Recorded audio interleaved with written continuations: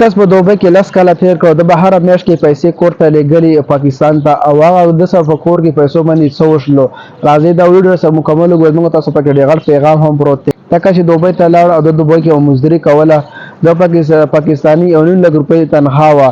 نو د بهر میاشت کې 1 لک روپۍ په پاکستان ته رالېږلې د 50,000 به دغلته خرچه وه نو ده به د خپل لګېدلې نو ده به دا پلار ته به د پیسې رالېږلې او د بچه هم کوي او کور سودا هم ترې راوړی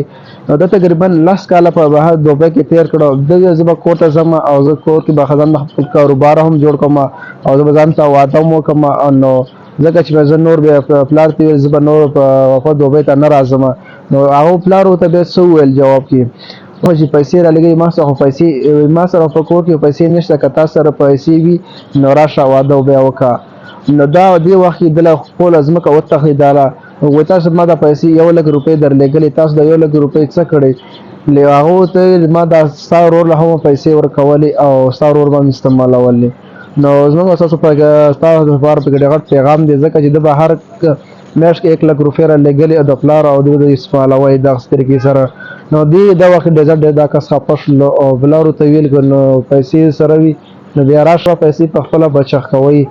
نن سبا پیسې په خپله بچخ کوئ ځکه چې داسې د کس پیسې کور ته لېږلې پکې غټ پیغام دی ځکه چې هغو دپاره پکار دی خپلې پیسې په خپله بچخ کوئ چې کور ته لېږئ کور هر څومره پیسې لګئ کور کې لګي